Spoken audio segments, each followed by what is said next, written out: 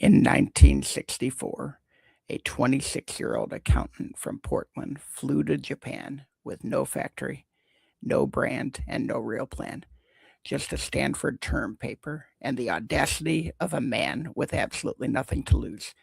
He talked his way into an exclusive import deal with Onitsuka Tiger by pretending his company already existed. He invented the company name right there on the spot. And that man was Phil Knight. That fake company became Nike. This is the greatest bluff in business history. Hello, I'm Todd Hagopian, the original Stagnation Assassin. Today, we're opening the vault on Phil Knight's founding of Blue Ribbon Sports in 1964. The moment a broke MBA grad from Oregon used pure hustle, strategic deception, and relentless execution to build what would become the most dominant athletic brand on earth. Was this a strategic slaughter or a stagnation suicide? Lace up. This one is a masterclass. The American athletic shoe market in 1964 gets a stagnation score of 8 out of 10. This was an industry drowning in domestic mediocrity. Adidas and Puma dominated globally, but were overpriced and poorly distributed in the US. American brands were producing generic, uninspired products with zero innovation. The entire market was a stagnation swamp, ripe for somebody willing to do what the incumbents wouldn't, go directly to the source. What Phil Knight executed was the Corellan method in its purest entrepreneurial form, 600% force applied through unconventional channels that competitors never saw coming. Move one, go to the source. While every American shoe company was either manufacturing domestically at high cost or buying from European brands at premium prices, Knight flew to Japan. He identified that Japanese manufacturers could produce equal quality shoes at a fraction of the cost. This is the 80-20 matrix of profitability applied to supply chain. Find the vital few suppliers who deliver disproportionate value and lock them down. Move two, the bluff.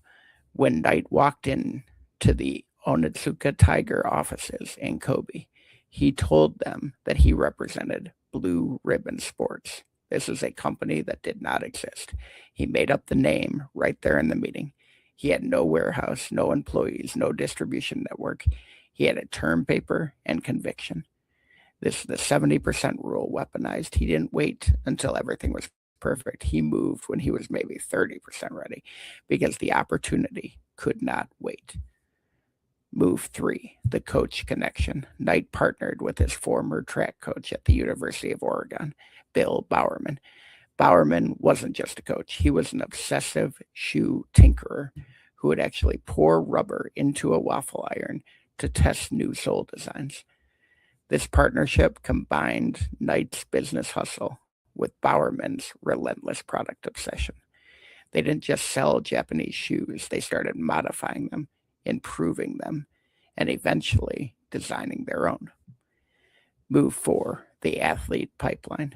Knight sold shoes out of the trunk of his car at track meets, not in stores, not through distributors. He went directly to the end user, the runner, the competitor, the athlete, and he built the brand from the ground up, one pair of shoes at a time, with the people he cared about most and who cared most about performance.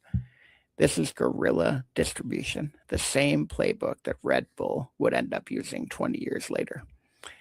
Here's the hindsight homicide. Knight's fatal flaw, and there were some. The one that almost killed Nike, though, before it became Nike, was capital starvation. Blue Ribbon Sports was perpetually broke. Knight was funding growth through bank loans, living paycheck to paycheck, and at one point was nearly bankrupted by Onitsuka Tiger when they tried to cut him out and find a bigger distributor. His growth model was sell everything, reinvest everything, pray that you don't run out of cash before the next shipment arrives. Some of us have lived that. The profit parasite was dependency disease, total reliance on a single supplier who could and eventually did try to replace them. It took Knight's years to build his own manufacturing capability and break free from Onitsuka. If Tiger had successfully replaced him in 1971, there would actually be no Nike today. The company's survival was a coin flip. Here's the verdict. Phil Knight started with nothing, less than nothing, and through pure hustle, strategic sourcing, relentless ground level selling, and the right partnership, he built the foundation for a $150 billion brand. He broke every rule, made it up as he went along, and outworked everyone in the room. Kill rating, 4.5 out of 5 kills. The near-death experience with the Onitsuka Tiger and the chronic cash crises kept this from being a perfect score. But the raw entrepreneurial execution, the audacity, the speed, the refusal to wait for permission. This is Stagnation Assassination at its most primal. If you're waiting for the perfect plan, the perfect funding, the perfect moment, Phil Knight is laughing at you from a pile of money he made by lying to Japanese executives from a hotel lobby. Stop, wait, and start moving. Head to toddhagopian.com and stagnationassassin.com for some ways to declare war on stagnation. Pick up a copy of The Unfair Advantage. And as always, continue to declare war on stagnation with me right here on this channel.